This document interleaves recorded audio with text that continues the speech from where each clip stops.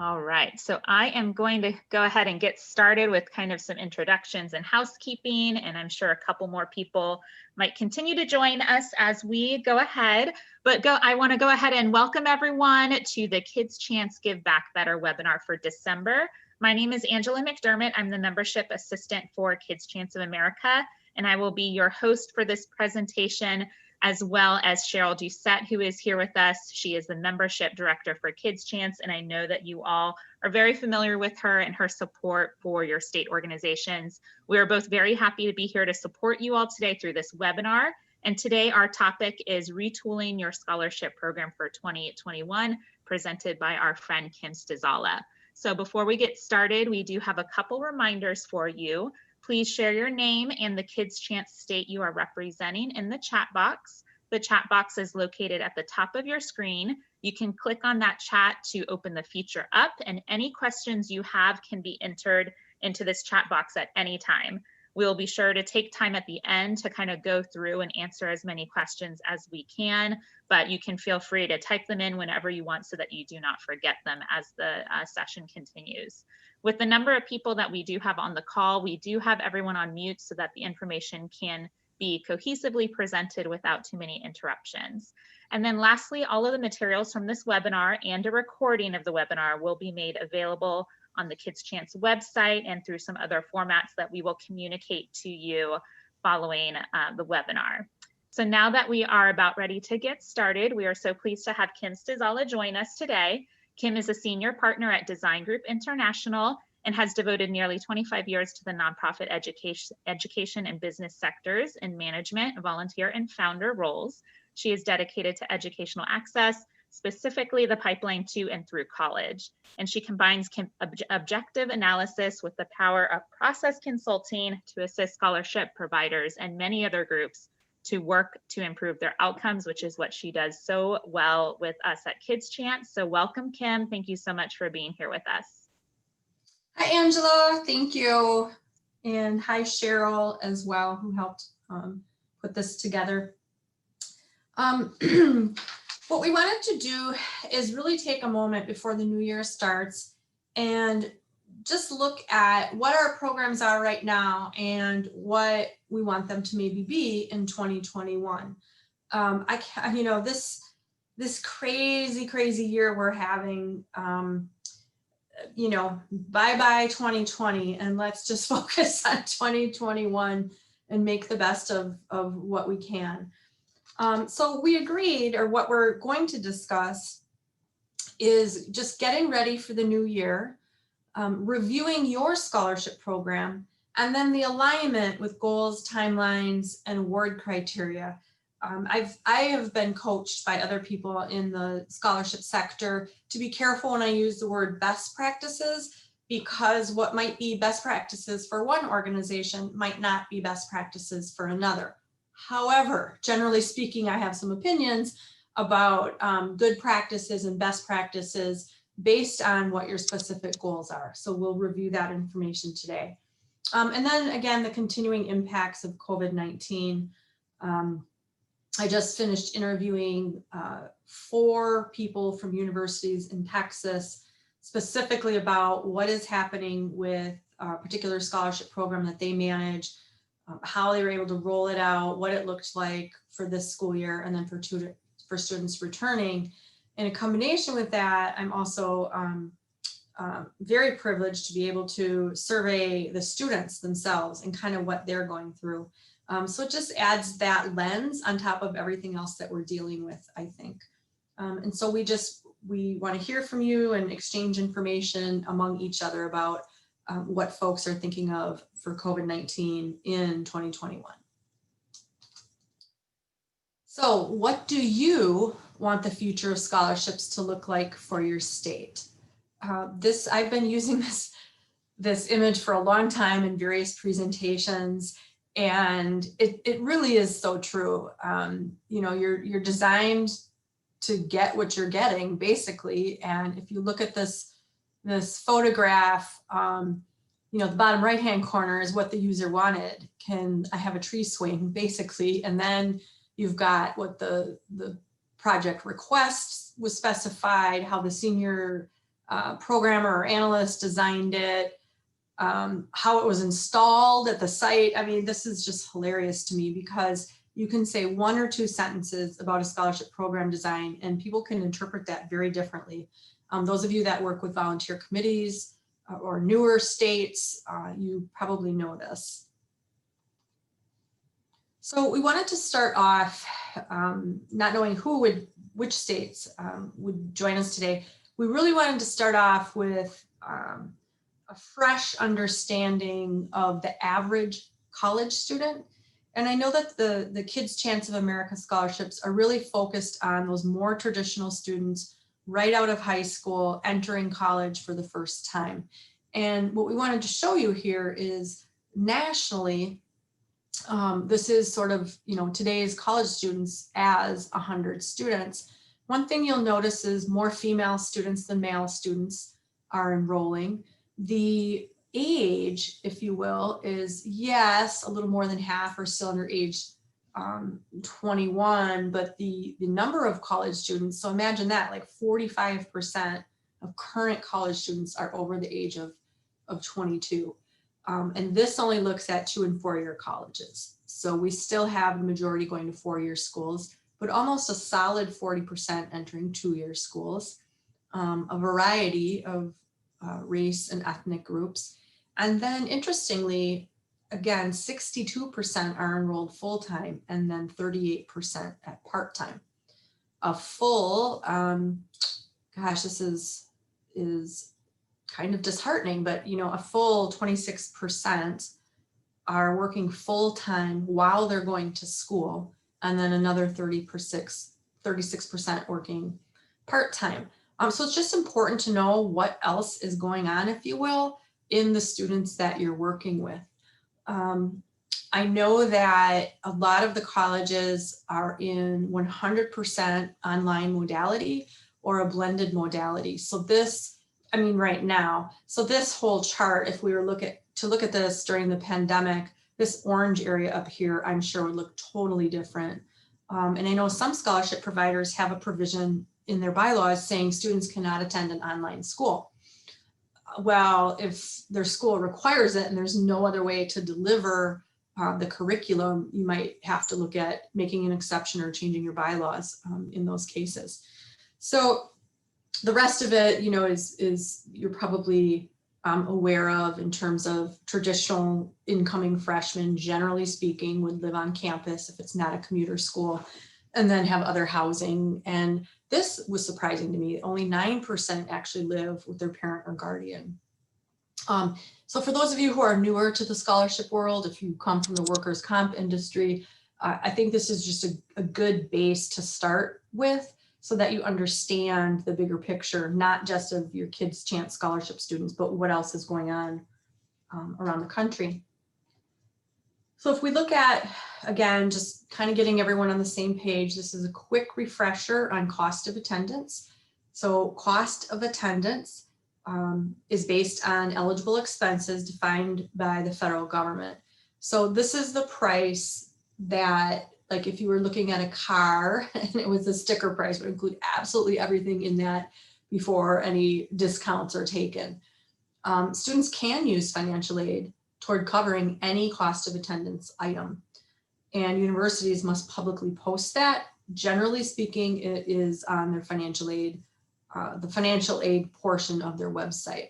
So you'll see that's the estimate of tuition and fees, room and board, books, supplies, transportation, miscellaneous expenses, including a reasonable amount for the documented cost of a computer. I don't know any student right now that doesn't need a computer, especially if it's remote learning.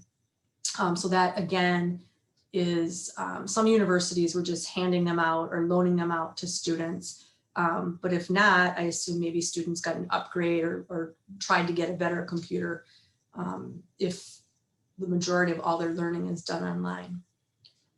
So something to consider, that a computer is no longer extra, if you will. It is a part of the true cost of attendance of attending college now.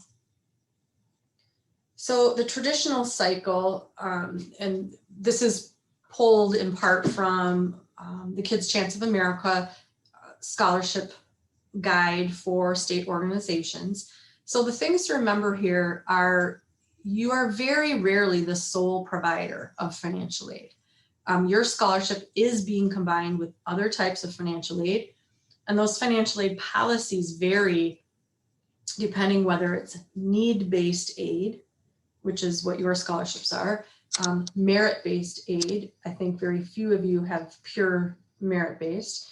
And again, is it government aid? Is it private aid? Is it state aid, tribal aid? Like where is the funding coming from, or where the funding is coming from will often determine which financial aid policies these post-secondary institutions have to apply. So if you think about it, it's more like a financial aid soup or a financial aid pie, however you want to look at it, in terms of what they're having to do in the student account to make sure that they're meeting all the rules for public and private funding.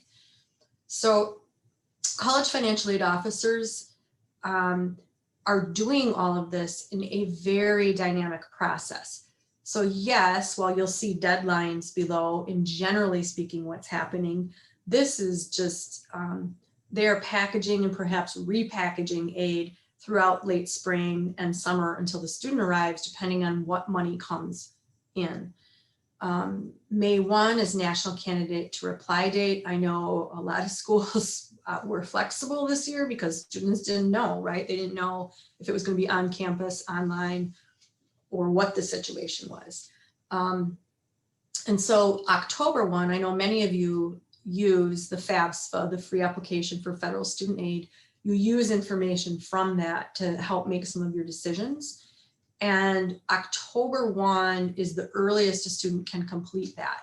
So if you think of it this way, students who intend to go to college next fall, they may be completing the FAFSA right now. The interesting piece of it, and where I encourage you to add something in your application if you don't have it for 2021, is that phrase or question, has your financial situation changed since you completed the FAFSA? So students who are filling out the FAFSA right now, it's 2020. The aid is intended for fall of 2021, but it's based on people's taxes from tax year 2019. Anyone who's lost their job, had hours cut, whatever was on their 2019 income tax, if they were impacted employment-wise or income-wise by the pandemic, that information's just irrelevant right now. So as you plan ahead for 2021, you might want to think about that. How do we get a bigger financial aid picture of what's going on for the students that you award to? So one of the questions I pose to you is to think about your eligibility criteria, your application questions, what you're asking of students, or documentation they need to submit, and then your review process. And are those three pieces serving your purpose? So in terms of aligning your goals with what you're trying to accomplish, one of the most basic tenets of a Kids Chance Scholarship is financial need. And I've seen this done two different ways. There are states that look at expected family contribution, which is a figure derived when a student fills out the FAFSA. So you might be asking, what is your expected family contribution? And that's not what the family just thinks it is. That's the number from the federal government. The second way that I've seen states do this is actually ask for income level. Like, what is your monthly income? Are you getting any money from disability? Are you like really trying to get that bigger picture? Normally, I discourage states from gathering too much personal information about a family's income level, like what's your mortgage payment, what's your car payment. I just feel it's really intrusive.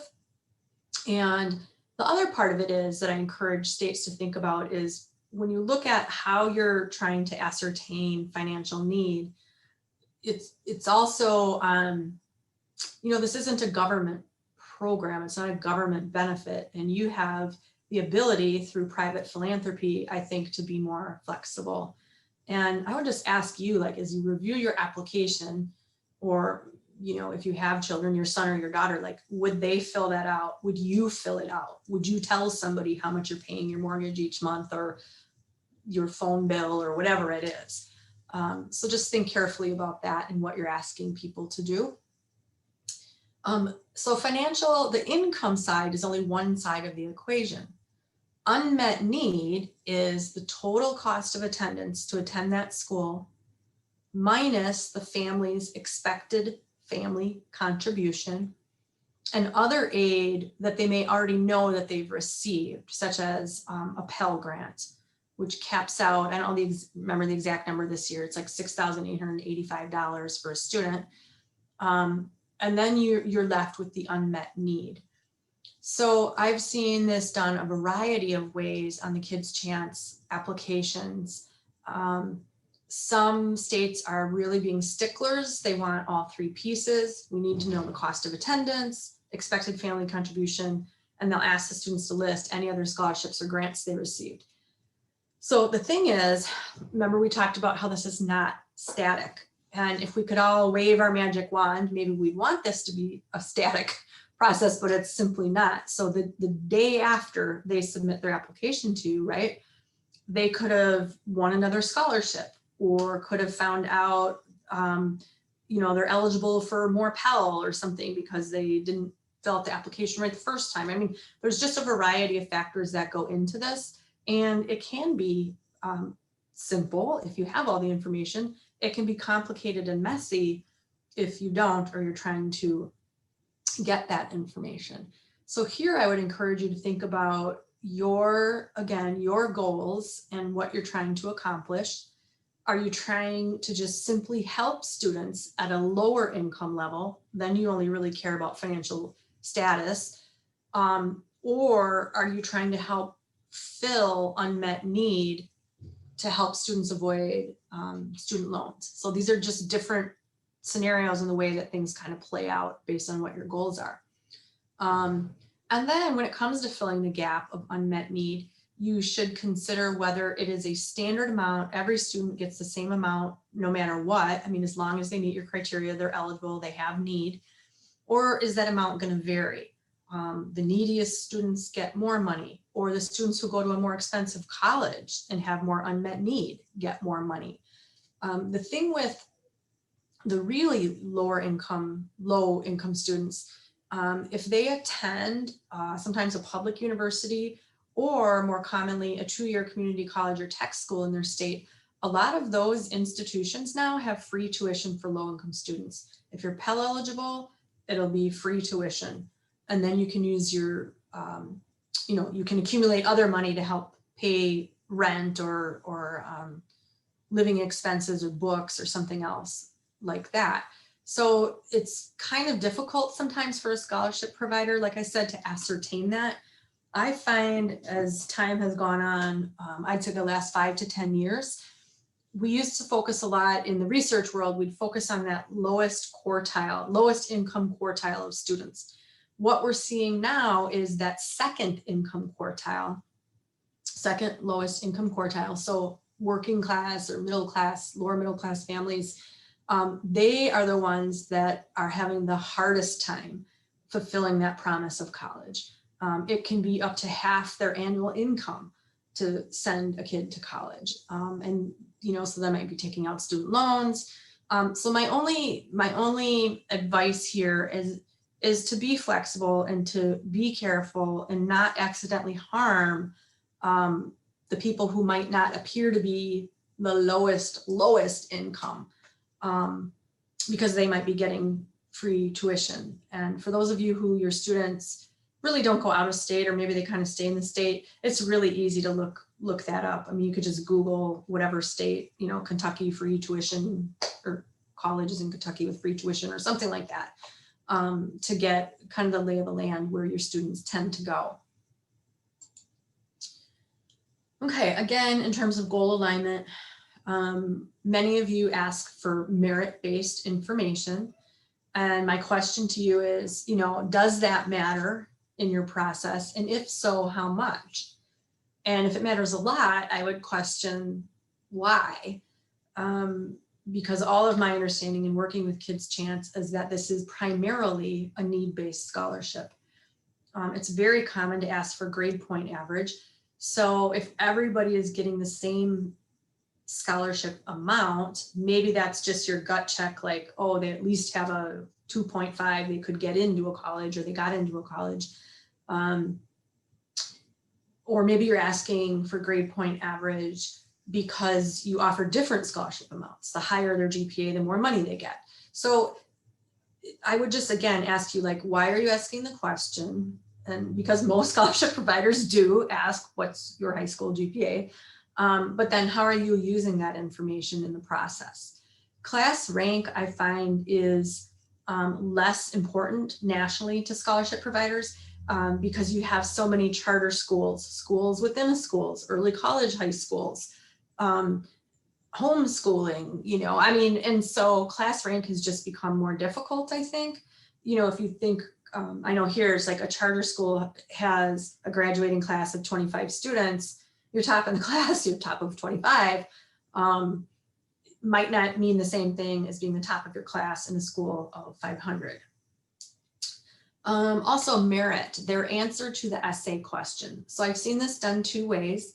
One way is if your goal is to simply hear their story, then how you interpret their answer to that may or may not count for points or count on your rubric. If you're looking at, again, merit, like can this student even write at a college going level, then you might ascertain their level of college readiness, if you will, by the answer to that essay question. And I'm not saying either way is right or wrong. I'm just saying, again, how does that align with your goals and what you're trying to accomplish? Or does the person who write the better essay, again, score better and earn higher points and get a bigger scholarship? Just things for you to consider, again, about your intended and perhaps even unintended consequences of how you are judging or not judging these different variables you're asking for.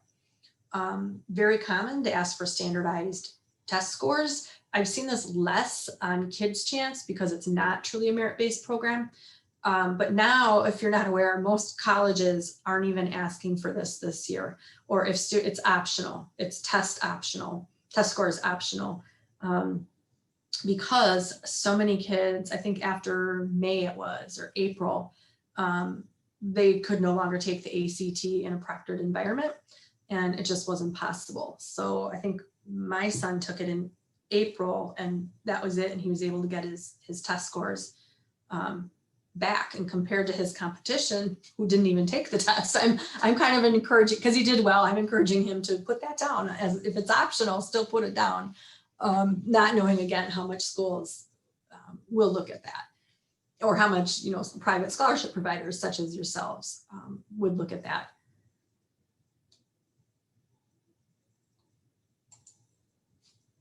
Okay, again, goal alignment. Does your eligibility criteria, application design, and review process serve your purpose? So we just worked a couple months ago, worked with one of the state organizations and really looked at their rubric, their scoring rubric, and it had assigned points to service and volunteering work. And I questioned that. I said, oh, I didn't know that was a part of the criteria, or, you know, were students told that that's part of the criteria? And we kind of really unpacked that. And I think it just has to go to, again, your mission and your goals and why you want to know that.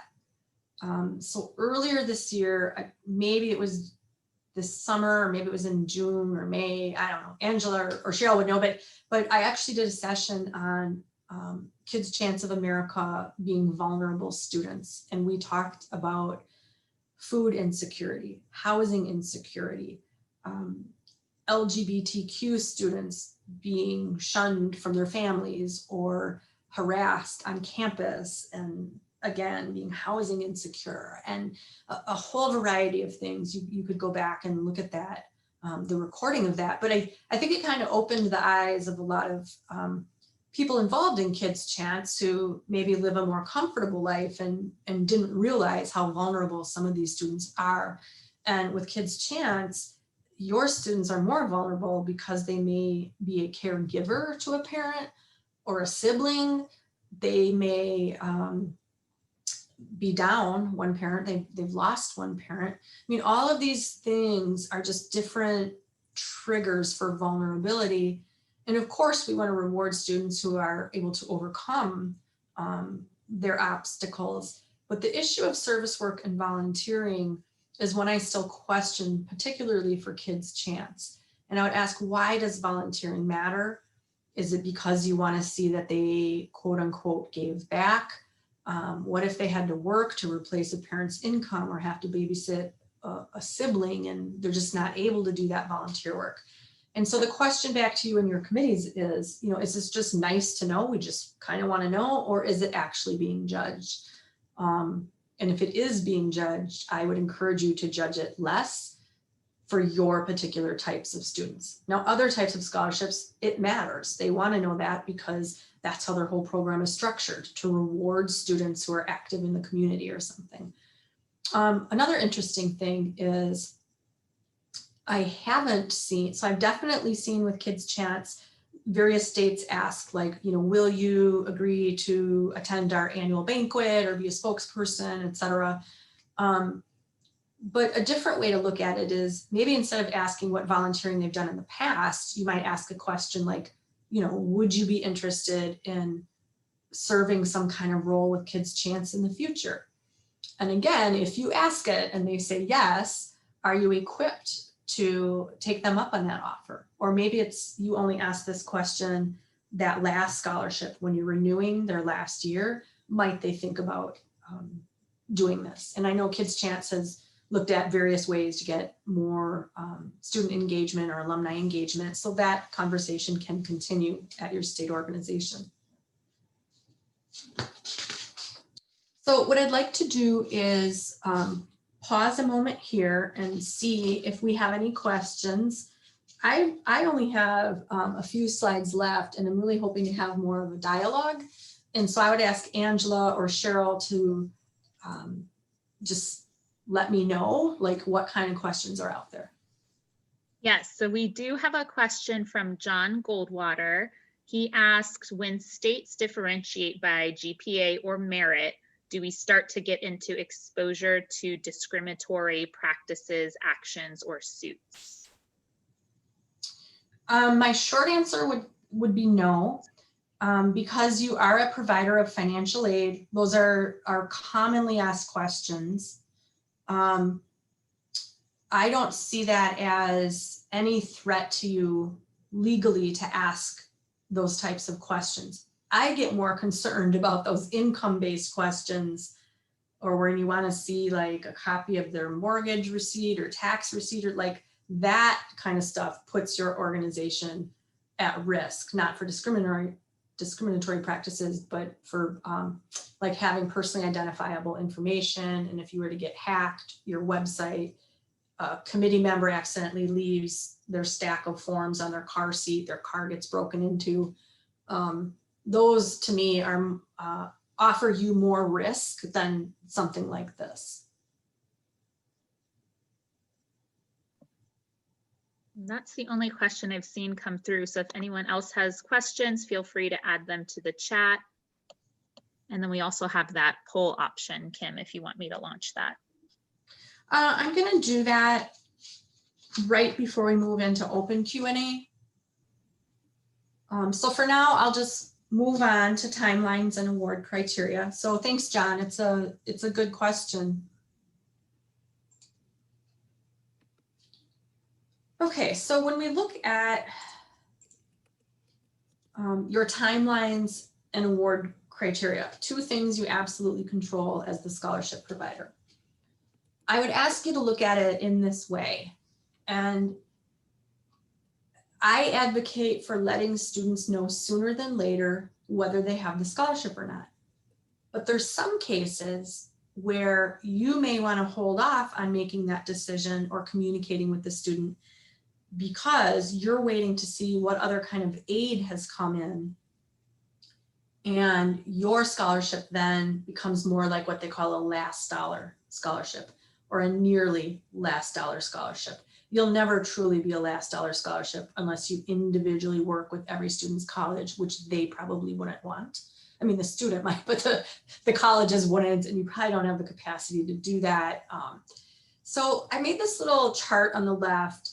Again, like, what is your intent? So if the factor is, or the factor is that earlier scholarships will most affect access to college and college choices. So this is true across the board, national scholarship providers, local ones. This is offering encouragement and confidence to students to say, we believe in you. No matter who else gives you scholarships or not, we believe in you. And in my own interviewing with students, whether it was a $1,000, $2,000, $3,000 scholarship, the fact that those scholarships were renewal is an asset that Kids Chance has that most scholarship providers don't have. And the students that I've interviewed at other programs, again, have just told me it's almost like the confidence boost that they might need even to apply for other scholarships, or that someone believes in them, that they can actually even go to college.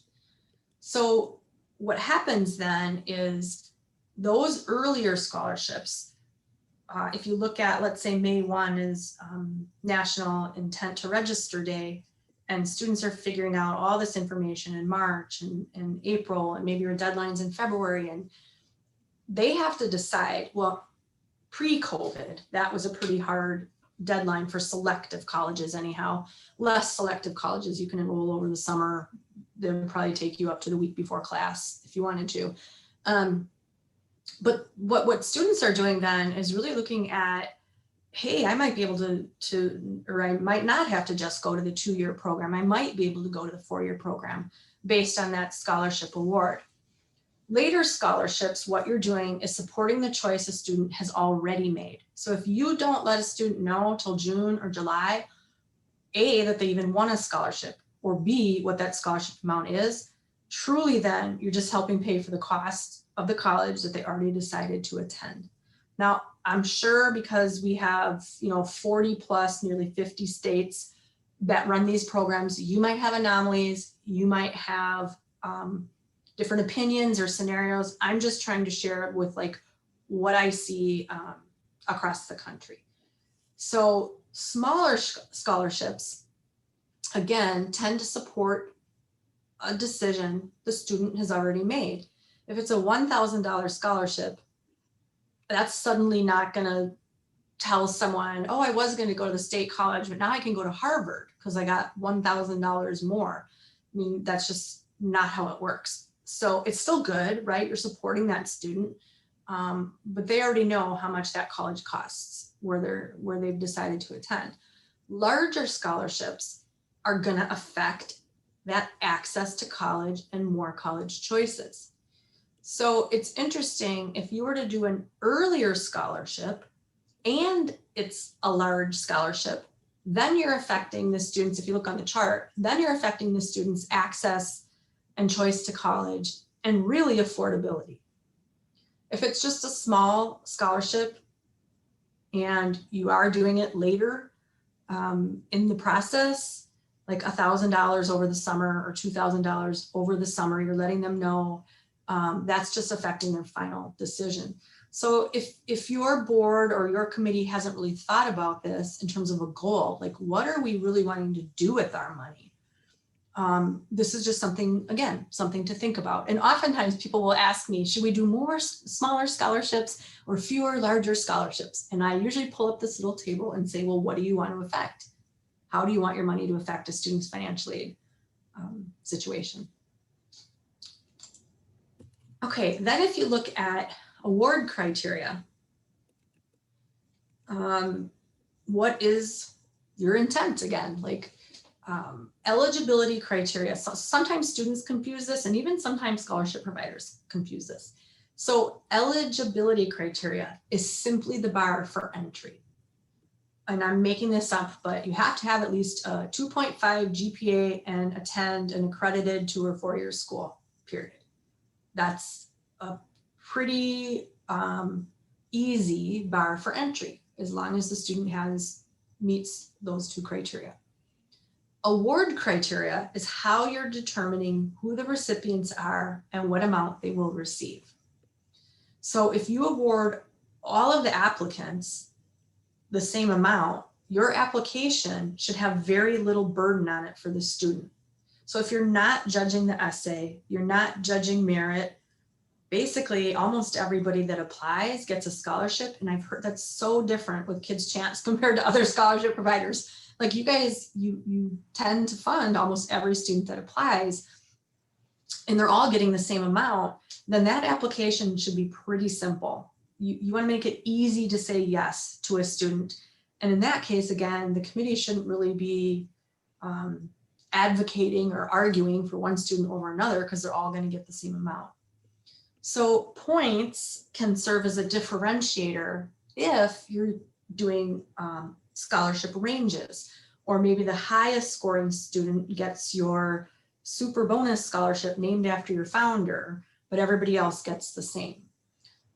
So it's just a way to look at, again, using the points and rubric and assessment process you have and making sure that it aligns with what your intentions are. I always am a student advocate and say, if it is not a part of the judging process, then why is it required for the student to submit it? And this goes to the question of what's nice versus what's necessary. So maybe it's nice for you to know if they volunteered in high school or not. But if you're not judging it, I wouldn't require students to jump through hoops providing documentation or anything else, especially if it's not required. And sometimes people, this happens very often when I work with scholarship providers. Quite often the people in charge, or the new scholarship committee chairperson or whatever, they just inherited the process, and no one has really taken time, kind of scratch their head and say, I wonder why this is this way. And year after year, people just keep doing the same process, not answering the big question, why? Why do we do it this way? What purpose does it serve? Is it helping or hindering the students that are applying for this financial aid? Okay, what I'd like to do is just stop here a moment and, number one, see if there's any more questions. And then number two, I have a poll question I'm just curious about and would like to share just amongst colleagues with your other Kids Chance states. So Angela, do we have more questions? We do. We have two more that rolled in. Let me get up to the first one. So from Francine Johnson, they asked, based on the numbers you are seeing, are there recommended amounts to be used as an average dollar amount to students if you are focusing on financial need only? Well, it's difficult to say. What I can tell you is the average scholarship used to be like $1,989 or something. So when I would talk to students, I'd say, hey, the average scholarship is about $2,000.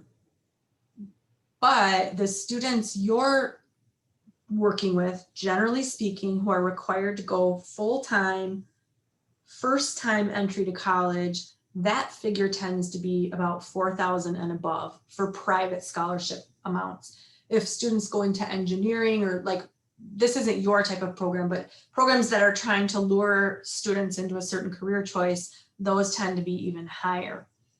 And the reason, I'm not trying to be evasive, but the reason is it's really hard to pinpoint down that dollar amount, because it depends if you ask the scholarship providers. It depends if the information is gathered from the federal government, which they do have some information on that, or a variety of other research studies that people have done. But I have always advocated at Kids Chance, your minimum scholarships should be $2,000 a year. You're coming up on being a national organization, and why would you want to be less than the minimum at the national level? And so that's just my opinion. Based on a couple of facts. So then the next question, Angela. The next question comes from Stephanie Butler asking that they are still building recognition and they do not receive many, if any, applications. We are discussing creating a very minimal application to encourage completion. Any concerns with asking a limited amount of information? I don't have concerns about it. I would again say ask only for what you need and not much more. So if asking those basic questions like, you know, and I know you guys are different too, because it's about the compensable claim. So, you know, yeah, ask what you need to see if they absolutely positively qualify. I know some providers will assign points. Students who are in a family where the parent is deceased from their injury sometimes score more points than students that still have a living parent. So it's, again, I would just encourage you, break down what it is you're looking at. And yes, I always advocate for the most minimal application you can. Yes, to encourage completion, but also give you enough information to make a decision.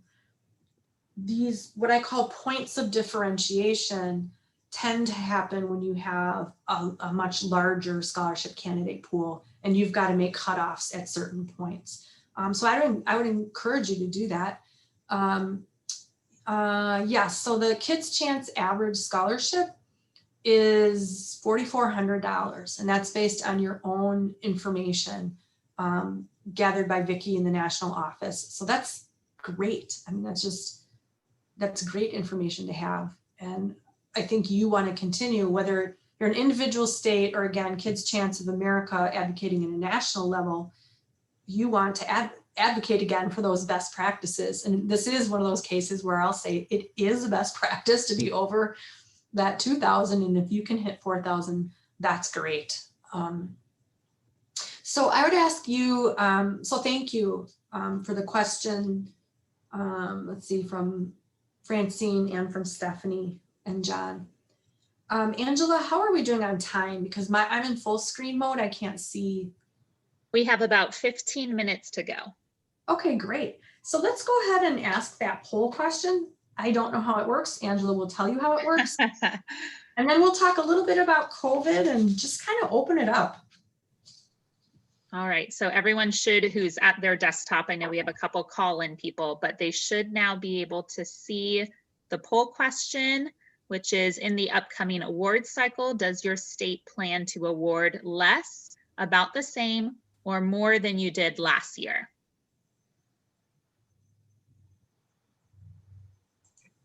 And we have about half the group who has voted. 60% have voted, so we'll give people a couple more seconds.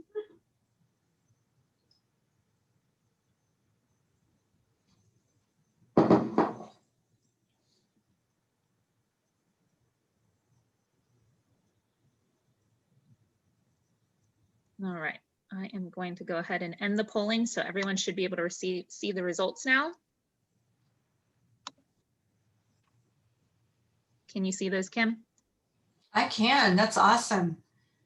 That is good news. So your group, the people on this particular webinar, about the same as 76%. More is 29%, and nobody said less. So let's give yourselves a round of applause. I was just curious about that. That's great news. You know, I think especially with dealing with COVID and the unpredictability of that, we would encourage you or want you to at least try to do what you did in previous years, and maybe next year even try to break your own record to support these students. Because, you know, the mission or the thing that I have heard since I began working with Kids Chance is more money for more kids. And what that looks like in 2021, fall of 2021, next year, I mean, that just might look a little bit different.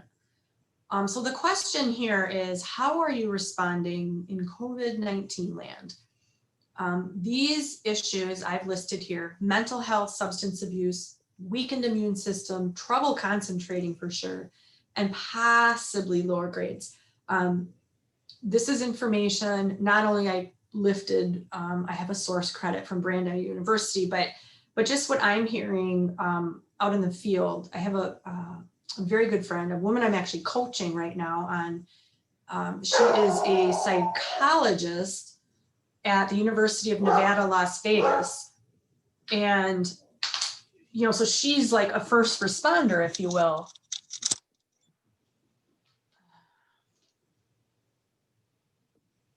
Sorry, the dog started barking. Can you still hear me, Angela? Yeah. Yes, you're good. Okay. We can hear you. Sorry about that. You know, and so these are the kinds of things that she talks about. So how do you deal with that? You know, universities have their own way of dealing with this. But things you might expect are a lag in responding to deadlines. So what can we do to accommodate for that? Offer grace periods. Food, housing, and income insecurity. I don't know about you all, but here in Wisconsin, we have one of the worst lag times for unemployment claims. I have a close friend that has not received anything since February. Just the backlog and what that could do to a family or a college student. I mean, it's just really insecure. And so again, what can you do as a scholarship provider? You know, maybe bump up the scholarship amount, offer mini grants, care packages, gift cards, things, those little things that mean a lot to a student, and they're not that expensive to do. And then, interestingly, so the uncertainty is what's causing a lot of the stress for students about when deposits are due. Housing deposit, who wants to submit a housing deposit when they don't even know if they're going to live on campus? And, you know, what is their schedule going to look like? Some students are thriving in this online environment. Many are not. Many did not sign up for that. They signed up to go to a college campus with buildings and rooms and, you know, trees and things, and they're not doing well in the 100% online environment. So while it might be okay for playing video games, and they can do that for hours, when it comes to actually learning, the modality is hard for some people. So what can you do again? Offer that flexibility. If they're, you know, supposed to take 12 credits and their sequence of courses offered, because the universities had to change a lot. You know, maybe the course they're going to take isn't going to be offered at all. So maybe they drop down to 10 credits or something. So you can have, again, what I would say is the usual structure and your usual expectations. But this is the one where I encourage you as private scholarship providers to be the hero, not the zero in a student's life. Like at that vulnerable age, will they remember how Kids Chance stepped up for them or helped them or was flexible with them? Many of you do not offer a gap year. In other words, students who just decided I'm not going back or I can't go back or something like that. This year, even if it's an exception to your rules, I would encourage you to make exceptions for that. Students might be taking a semester off for a variety of reasons, their own illness, taking care of someone else with an illness, and the students might call it a gap year. The technical term in scholarships is deferment. So you would allow students to, you would basically bank their money or hold their money for them and allow them to use it later, or maybe extend the scholarship. You don't have to extend the award amount, but you could simply say, hey, if you can't use it this year, we'll hold it for you next year. And then kind of after that, it's it. So one thing I'd like to do is, again, ask the states. So I want to go back again, just sort of give everybody a pat on the back. The good things that you do, these are best practices, is these are consistent, predictable four-year awards, which are amazing for students. You are responding already to vulnerable students, and the more you can learn about what their needs are, the better off I think you'll meet your mission and you'll help these students graduate. And then lastly, using scholarships that can cover full cost of attendance that are not limited to tuition-only programs. So what I would say is, if you want, Angela, we can either open it up to questions, or something else might be if people want to chat about what they've done in COVID. Have they had flexible deadlines? Are they doing more care packages? So that people can learn from each other in the few minutes that we have left. Yeah, I think both of those options are great. So if anyone does want to answer some of those questions, please do so in the chat. You can also submit your questions through the Q&A button or through the chat.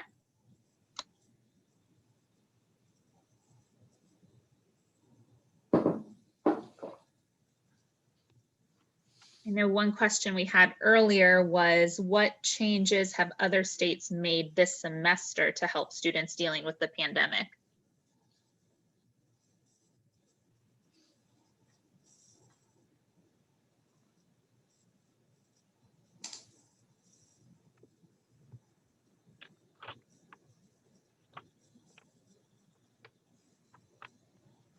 A couple comments coming through on the chat about doing care packages this year, and that's something new for Maryland.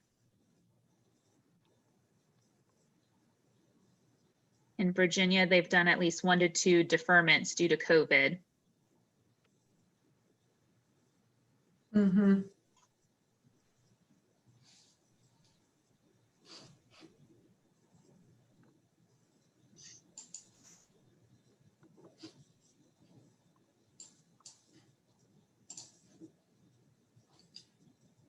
So I would encourage people to keep chatting, because that transcript is saved. Well, another one came in. Yeah, Kim, Nevada, Catherine Godwin from Nevada said they set up an informal mentoring program for recipients to encourage and support them, which I think is so important. Gets back to the point you were making is, right now, this is an extraordinary time. So we have to really pivot and see how we can support our kids. Yeah, for sure. Great job, Nevada, yes. And it's surprising, like I said, it's just so surprising how it's just a kind word, some encouragement, a text, a little gift card, like something really goes a long way. So in wrap up, we want to honor your time. So again, you're perfectly designed to get the results you're getting. And if you're not happy with the results you're getting, that's a time to maybe look at revisiting your application or the structure, the eligibility criteria, whatever it is. Like the woman in the chat said, who is newer to it, if you're not getting the number of applications you want, then what might you change to make you, or to help you get more applications? And that's it, I think, is really looking at what small changes can you implement to make it easier for the applicants, the actual recipients, their parents, if their parents have to provide information, and if you have a volunteer committee. And the next question is very interesting as well. The more I work with groups during COVID, this issue has come up a lot, where the actual staff aren't really sure like how much autonomy they have to make changes. And when is it a governance decision to make a change? And when is it just really a management or operations decision? And that totally depends on the structure of your board and what sort of governance versus management agreement you have, even if it's volunteers. Do volunteers have that authority to make changes? And then, like I said, proactively reaching out to students during COVID. Kim, John Gallwater shared a comment, which I think is important to share with the group. They are beginning to work with new graduates to help them network for jobs. What they're finding is that jobs are becoming more difficult in the COVID environment, which I think is stellar. I mean, that takes it to the next degree, which is so important. So great. Thanks for sharing that, John. Yes. I mean, yes.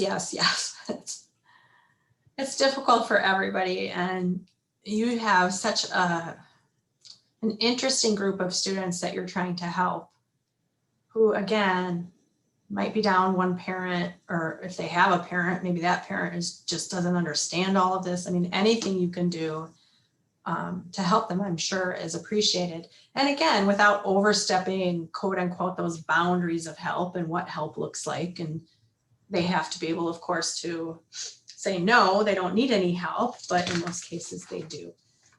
So I will leave this up to Angela and Cheryl. You'll get a survey in the next few days. You guys can speak to the webinar, and then I'll just pop this one up. This is the next one. Yeah. So I'll turn it back to you. Thank you. Thank you so much, Kim. So as Kim said, you will get an email. Inside that email, there'll be a survey for you to provide some feedback on this webinar, as well as the link to the recording, and then any resources that Kim has shared, her PowerPoint, anything else that she'd like to share will also be in that email. We also encourage you to always visit our Kids Chance of America website. That always has just such great resources and a lot of other materials for additional support. So next month's webinar will be held on Wednesday, January 27th. That will feature our own Miss Vicki Burkhardt. That'll be at 3:00 p.m. Eastern Time. The title is Assessing the Health of Your Organization. She will moderate a panel discussion. And really what we want you guys to know about assessing the health of your organization is it really should be an annual exercise performed by your board. She'll be asking you these questions and walking you through the answers, and you'll be finding out this information together. Are you following nonprofit best practices as it relates to your board? Does your board fully understand its role in corporate responsibilities? Are you using best practice accounting processes to ensure fiscal accuracy? Are you transparent in your efforts? And just a lot of other questions that she'll pose and then actually help you walk through ways to find that information out. And right now, the Kids Chance of America Board Development Committee is undergoing a full board assessment from the national level. So it's a perfect time for you to really get some insight and hear from the committee on the lessons they've learned, their key takeaways, and how this process can help keep your organization healthy. So perfectly timed, and it's going to be very relevant. I would encourage you to invite multiple folks from your board. It really is, it's going to be a webinar you do not want to miss. And that's all I have, Angela. If you have anything else. That's it. Thank you all so much for your time. We appreciate you, and we will be sending out some follow-up resources and the recording and some other materials in the next few days. So thank you so much.